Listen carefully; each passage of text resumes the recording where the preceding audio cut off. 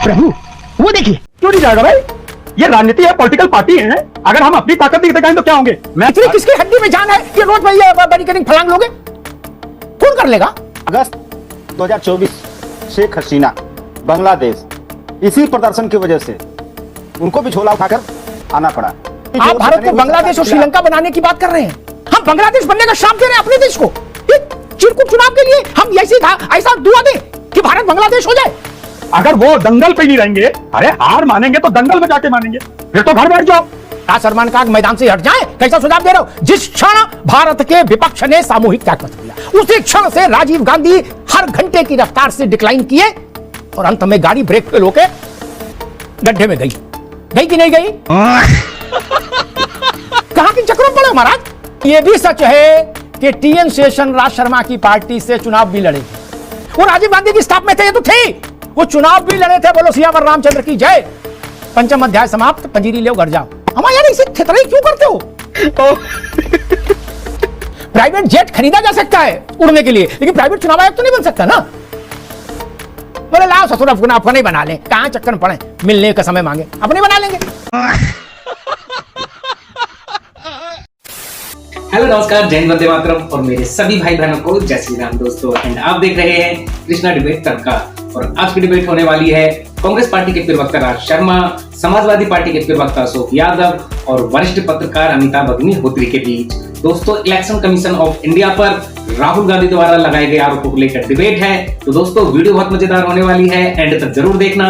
And हाँ दोस्तों, आपसे एक छोटा सा अनुरोध है, अगर आप चैनल पर पहली बार आए हैं या चैनल को अभी तक सब्सक्राइब नहीं किया है तो चैनल को सब्सक्राइब जरूर से कीजिएगा। तो चलिए दोस्तों, बिना देरी किए आज की मेन वीडियो स्टार्ट करते हैं। तो करना, परेशान हो गए हम लोग 2.5 साल से। चलो भाई।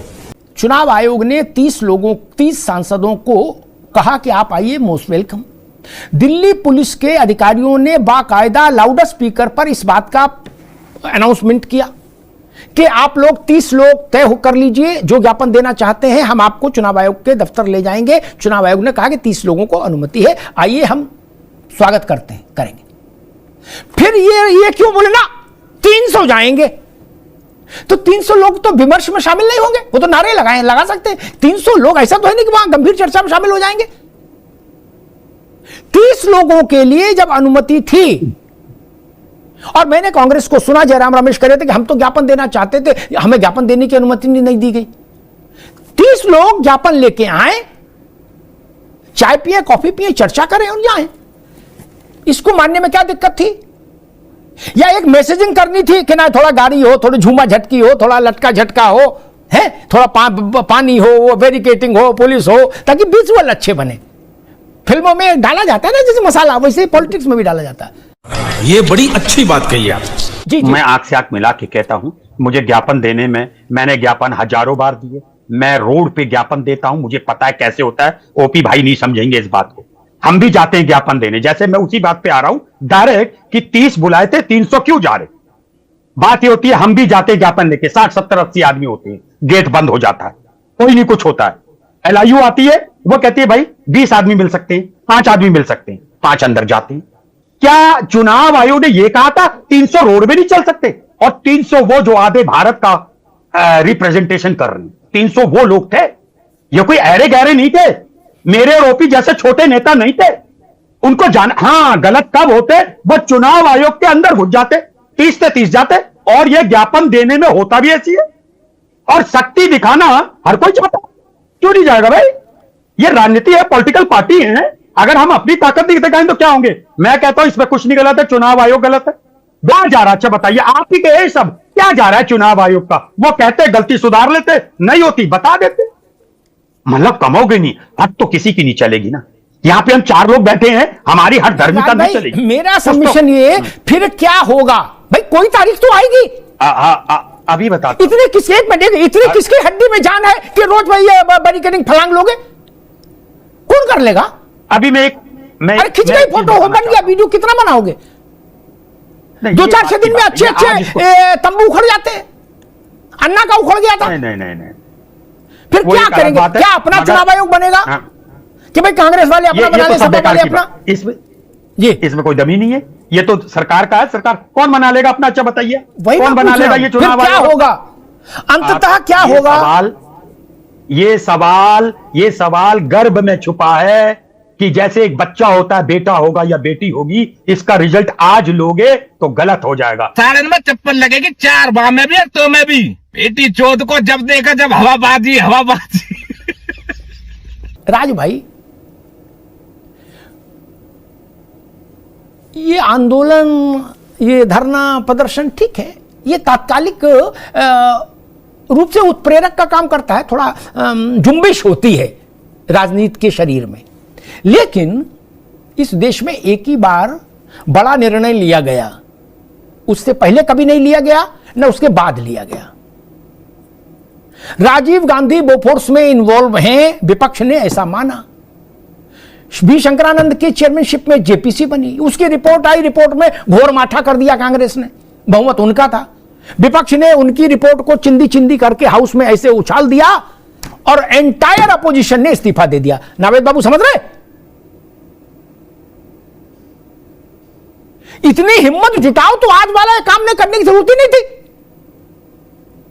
खुले में राजघाट में जाते और वहां इस्तीफे का ऐलान कर देते कि भाई अपवित्र ढंग से इम्प्योर वोटर लिस्ट से हम लोग चुने गए, इसलिए हम इसको स्वीकार नहीं करते। जब प्योर वोटर लिस्ट आएगी तो हम स्वीकार करेंगे। गुड़ खाओ गुलगुला से परहेज, ये नहीं चलेगा, ननकू भी समझता है। बात तो सही है। अशोक भाई, वही प्रश्न आपसे, आखिर ये प्रदर्शन किसी चीज का समाधान नहीं होते। अभी बिहार में चुनाव आ जाएगा, यहां प्रदर्शन करने आरजेडी का कोई आदमी नहीं आएगा। जब उत्तर प्रदेश में चुनाव होगा तो आप भी नहीं आएंगे दिल्ली प्रदर्शन करने, नहीं ना? उस वक्त बूथ में बस्ता कौन लगाएगा, इसका मैनेजमेंट करना होगा अशोक भाई, नहीं? अमिताभ जी, देखिए, आपने कहा प्रदर्शन करने से नहीं कुछ होता है। आपको याद होगा जुलाई 2022 और भारत का पड़ोसी मुल्क श्रीलंका और प्रधानमंत्री गोटाबाया राजपक्षे प्रदर्शन की वजह से उनको झोला उठाकर जाना पड़ा। उसके बाद अगस्त 2024 शेख हसीना बांग्लादेश, इसी प्रदर्शन की वजह से उनको भी झोला उठाकर आना पड़ा। यहां तो साहब बोल ही चुके हैं कि मेरा क्या नियम, मैं तो झोला उठूंगा। ये फंस गया सीएम, इसे पार्टी की मीटिंग समझ के फंस गया। आप भारत को बांग्लादेश और श्रीलंका बनाने की बात कर रहे हैं, ये तो ठीक नहीं। ये तो ठीक नहीं कि आप हसीना और उसके तुलना करें। भारत को डीप स्टेट के रास्ते ले जाना चाहते हैं क्या हम? देखिए अमिताभ जी, आपने कहा, अरे मित्र, चुनाव आएंगे जाएंगे, जय पराजय होती रहेगी। हम बांग्लादेश बनने का श्राप दे रहे हैं अपने देश को, श्रीलंका जैसी एनआरकी का श्राप दे रहे हैं अपने देश को। अरे मित्र, 100 चुनाव कुर्बान देश के ऊपर, हम दिन 4 रहे ना रहे, मां तेरा वैभवा मर रहे। चिरकुट चुनाव के लिए हम ऐसा दुआ दें कि भारत बांग्लादेश हो जाए? ये अनारकी का आमंत्रण ठीक नहीं है भाई, नहीं। बात कहूं, आप ये बताइए कि जब चुनाव आयोग को हम लोग कह रहे हैं कि ये चुनाव आयोग वोटों की चोरी कर रहा है, ये छुपा रहा है। अभी सुप्रीम कोर्ट ने जब मांगा था 65 लाख डिलीटेड वोटर्स के बारे में कि उसका विवरण आप दीजिए, चुनाव ने कहा चुनाव आयोग ने कहा कि इलेक्टोरल, उन्होंने एक नियम का हवाला दिया कि रजिस्ट्रेशन ऑफ इलेक्टोरल रूल्स 1960 के तहत हम आपको या किसी को ये डेटा नहीं दे सकते कि हमने 65 लाख लोगों को क्यों हटाया। गजब बात है। आप इस देश की सर्वोच्च न्यायपालिका को आप कह रहे हो कि हम आपको डेटा नहीं देंगे, ये क्या है? ये अनाकी नहीं है। अच्छा, क्या कहा सुप्रीम कोर्ट में हलफनामा देके चुनाव आयोग ने? यही तो कहा कि चुनाव से जुड़े जितने कानून है भारत में, वो कोई कानून चुनाव आयोग को इस बात के लिए बाध्य नहीं करता कि वो चीजें कोर्ट के पटल पर रखी जाए जो चीजें एडीआर ने अपनी याचिका में मांगी हैं। यही तो कहा ना, को इंटरनेशनल कोर्ट हो, कानून के अंदर ही ना काम जजमेंट देगा कि कानून से बाहर जाके जजमेंट होगा। बात तो सही है। मैं बिल्कुल भी इत्तेफाक नहीं रखूंगा। एमपी चुना जाता है, विधायक चुना जाता है, जिला पंचायत सदस्य, बीडीसी मेंबर उस क्षेत्र की जनता की आवाज उठाने के लिए चुना जाता है। अगर वो दंगल पे नहीं रहेंगे, अरे हार मानेंगे तो दंगल में जाके मानेंगे, फिर तो घर बैठ जाओ। फिर क्या है? किसी भी बदमाश को खुला छोड़ दोगे, बहुत मारेगा। एक चाटा मारे उसको वहीं मारो। जो तोको बोए फूल ओको बोगा फूल, जो मोको बोएगा काटा मैं ओको बोऊंगा भाला। ठीक है राज भाई, नवेद शिको जी के पास आवाज अब जा रही है। ठीक है राज भाई ने कहा कि मैदान छोड़ दें, उनको बहुत विनम्रता से याद दिला दूं, अभी मजा आएगा ना भिड़ो। राजीव गांधी इतनी बड़ी हवेली चुनाव की जीत कर आई, जो उनके नाना के पास भी कभी नहीं आई। इतनी बड़ी जीत उनकी माताजी के पास नहीं आई। 415 उन राजीव गांधी का पराभव सुनिश्चित हो गया उसी क्षण। राज शर्मा ने कहा कि मैदान से हट जाएं। कैसा सुझाव दे रहे हो? जिस क्षण भारत के विपक्ष ने सामूहिक त्यागपत्र दिया, उसी क्षण से राजीव गांधी हर घंटे की रफ्तार से डिक्लाइन किए और अंत में गाड़ी ब्रेक फेल होके गड्ढे में गई कि नहीं गई? जिस देश ने ऐसे तमाम चुनाव देखे, और लोकसभा के साथ विधानसभाओं के जोड़ दें तो सैकड़ों चुनाव देखे ईवीएम आने से पहले तक, जिसमें जनादेश रक्तमय स्नान करके आता था, रक्त स्नान करके। नेहरू जी का समय हो, इंदिरा जी का समय हो, किसी का समय हो, बिना रक्त नहाए जनादेश कभी आया ही नहीं। किसी जिले में नहीं आया, किसी विधानसभा में नहीं आया, कहीं नहीं आया। हो रहा था चुनाव, तब भी सरकारें बनती थी कि नहीं बनती थी? जोर से बोलो, बनती थी? तब भी मुख्यमंत्री प्रधानमंत्री चुने जाते थे 5 साल के लिए कि नहीं? कि वो इस्तीफा दे देते थे? नहीं ना। वो 26% 27% पर शपथ होती थी कि नहीं होती थी? होती थी ना।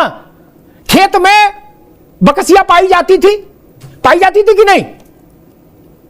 पेड़ के नीचे बैठ के पप्पू और गुड्डू ठप्पा मारते थे कि नहीं? पूरी बुकलेट छीन लाते थे कि नहीं? ये तो हमने देखे आंखों से। इसके लिए कोई रॉकेट साइंस तो नहीं समझनी है। लेकिन मैं व्यवहारिक सच जानता हूं, 150 करोड़ लोगों के नाम के स्पेलिंग और हिज्जे, उनके पिताजी माताजी के नाम की स्पेलिंग हिज्जे, सब मकान नंबर दुकान नंबर सब बिल्कुल 100% करेक्ट हो, ये हो नहीं सकता। नहीं हो सकता, लिख लो। कोई माई का लाल नहीं कर सकता। और जिस देश में अभी शिक्षा वहां तक नहीं पहुंची जहां तक पहुंचना चाहिए, अभी भी गुड्डू की अम्मा है, और गुड्डू के बाबूजी का नाम क्या? बोलो गुड्डू के बाबूजी अभी भी हैं गांव में। क्या करेंगे उनका? क्या करेंगे उनका? बोले पति का नाम, बोले गुड्डू के बाबूजी, और घूंघट उधर करके, वो भी सामने नहीं, बोले गुड्डू के बाबूजी लिख लो। अब बोले तुम्हारा नाम, बोले गुड्डू की अम्मा। क्या करेंगे राहुल जी? पूरा देश दिल्ली नहीं है ना मेरे भाई, ना बंबई है। इसमें जैथरा भी है, इसमें उमरदा भी है, इसमें खिमसेपुर भी है। इस देश में कहां किन चक्रों में पड़े हो महाराज? इसमें जोया भी है। आप दिल्ली के चश्मे से देख रहे हो। और दूसरी बात, चुनाव आयोग को निष्पक्ष होना चाहिए, पारदर्शी होना चाहिए। ऐसे जितने विशेषण आप लगवाना चाहो मैं लगा सकता हूं एक सांस में, लेकिन व्यवहारिक इतिहास भी तो देखना पड़ेगा ना। कोई बुरा ना माने, मैं सिर्फ इतिहास बता रहा हूं जो छुप नहीं सकता। टीएन शेषन के प्रति मेरी पूरी श्रद्धा है नावेद भाई, उन्होंने चुनाव आयोग को दशा दिशा दी। लेकिन यह भी सच है कि टीएन शेषन राज शर्मा की पार्टी से चुनाव भी लड़े थे। सच है कि नहीं? वो राजीव गांधी की स्टाफ में थे, ये तो थे, वो चुनाव भी लड़े थे। बोलो सियावर रामचंद्र की जय। पंचम अध्याय समाप्त, पंजीरी ले घर जाओ। नहीं लड़े थे। एमएस गिल, उनके प्रति भी मेरा पूरा सम्मान है। वो कांग्रेस पार्टी के नुमाइंदे थे राज्यसभा में कि नहीं? बोलो हां थे। वो मंत्री थे कि नहीं? बोले हां थे। सुनील दत्त उनके जूनियर मंत्री थे कि नहीं? हां थे। वो निष्पक्ष थे। हम यार इसे थेतराई क्यों करते हो? अमिताभ जी, एक कहानी बड़ी छोटी सी है, 10 सेकेंड की। जंगल में आग लगी थी और चिड़िया अपने चोंच में पानी भर के जंगल के आग में डालने का प्रयास कर रही थी। किसी ने कहा कि ये क्या कर रही हो? इससे तुमके पानी से जंगल की आग बुझेगी? चिड़िया ने कहा कि सवाल ये नहीं है कि मेरी सोच की आग से आग बुझेगी कि नहीं, सवाल ये है कि जब आग बुझाने वालों का नाम लिखा जाएगा तो मेरा भी नाम आग बुझाने वालों में लिखा जाएगा, आग लगाने वालों में नहीं लिखा जाएगा। सवाल ये नहीं है कि बुराई के खिलाफ कौन लड़ रहा है, कितना लड़ रहा है, सवाल यह है कि पूरा विपक्ष आज एकजुट होकर के इस लोकतंत्र में जो आग लगाई है मोदी सरकार, इस आग के खिलाफ जिसकी जितनी सामर्थ्य है वो अपनी सामर्थ्य के अनुसार संघर्ष कर रहा है। ये बहुत बड़ा लोकतंत्र के लिए सुखद क्षण है जो आज देखने को मिला। और ये जो तस्वीर जिसकी चर्चा आप कर रहे थे, ये तस्वीर भारत के इतिहास की एक तस्वीर बनी है। इस तस्वीर को देख देख के आज मोदी सरकार की रातों की नींद उड़ जाएगी, योगी सरकार की रातों की नींद उड़ जाएगी। अच्छा, मैं तो इसका व्यवहारिक वो देख रहा हूं, कंक्लूजन क्या हो सकता है। मान लीजिए धरना भी चलता रहे, प्रेस कॉन्फ्रेंस भी होती रहे, टीवी पे डिबेट भी होती रहे, लेकिन कोई तो व्यवहारिक पड़ाव आएगा इसका समापन का। हर मुद्दे का आया, इमरजेंसी का भी आया, उससे बड़ा मुद्दा थोड़े देश में कोई दूसरा आया लोकतांत्रिक जीवन में। 2.5 साल में वो भी निपट लिए मामला सब। 19 महीने इमरजेंसी रही, उसके बाद 2.5 साल सरकार रही, जनता पार्टी की बात खत्म हो गई। मैं समझना ये चाह रहा हूं कि आपने आज प्रदर्शन किया, कल भी करेंगे, परसों भी करेंगे, नरसों भी करेंगे, ठीक है, हो गया प्रदर्शन। लेकिन जिनको बिहार में चुनाव लड़ना वो तो प्रदर्शन नहीं करेंगे, तो फिर चुनाव लड़ेंगे। ममता जी को लड़ना है, उसके बाद अखिलेश जी को लड़ना है, उसके बाद तो धरना तो देंगे नहीं, तो चुनाव लड़ना पड़ेगा। अपना प्राइवेट चुनाव आयोग बन नहीं सकता, नहीं तो मान लो बना ही ले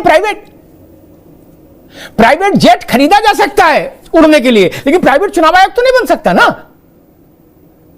बोले लाओ ससुर अपना ही बना लें, कहां चक्कर में पड़े, मिलने का समय मांगे, अपने बना लेंगे।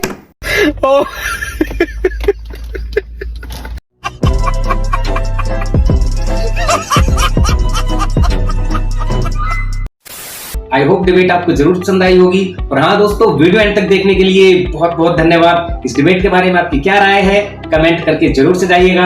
आपसे फिर मुलाकात होगी एक और मजेदार और शानदार वीडियो के साथ। तब तक के लिए जय हिंद, जय भारत, जय श्री राम।